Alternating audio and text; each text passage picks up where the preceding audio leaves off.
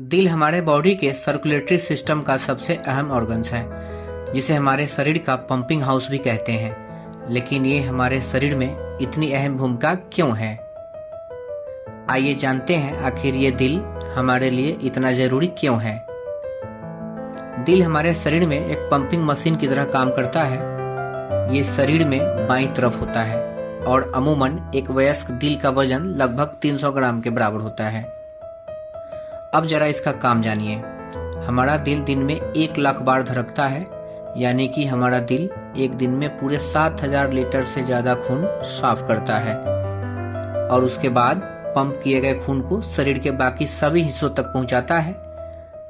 ये साफ और ऑक्सीजन से भरपूर खून शरीर में फ्यूल की तरह काम करता है, जिससे हमारे शरीर के बाकी सब अंगों की गाड़ी आगे बढ़ती है। लेकिन जब हमारी इस पंप मशीन पर हमला होता है तो इसे हार्ट अटैक कहते हैं। ये हमला बाहर से नहीं बल्कि अंदर ही मशीन में हुई गड़बड़ी के कारण होती है। अब हम आपको इसके खराबी के बारे में समझाएंगे।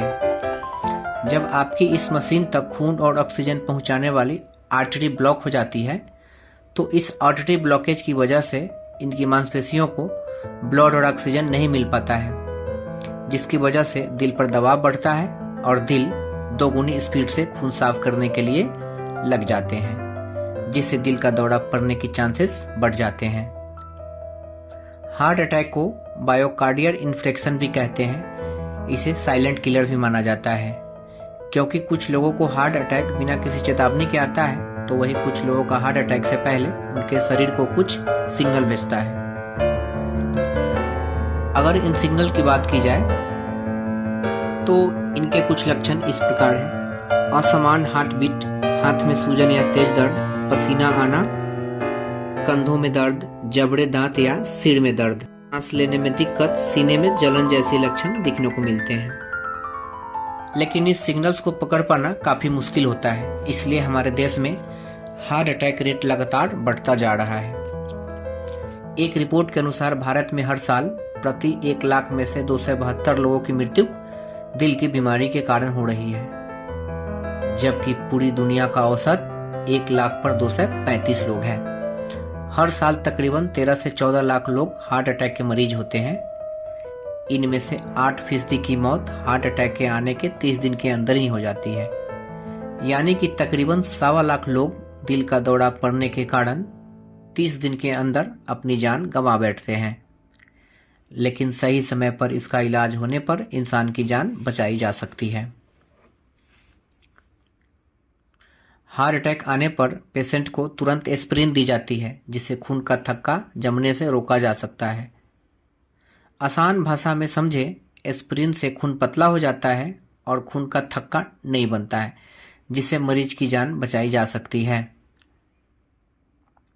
इसके बाद कोरोनरी एंजियोप्लास्टी के जरिए से कैस्टर की मदद से ब्लॉक आर्टरीज में स्टंट डालकर उस ब्लॉक आर्टरीज को खोल दिया जाता है, जिससे रक्त का प्रवाह नॉर्मल हो जाता है और मशीन फिर से काम करना शुरू कर देता है।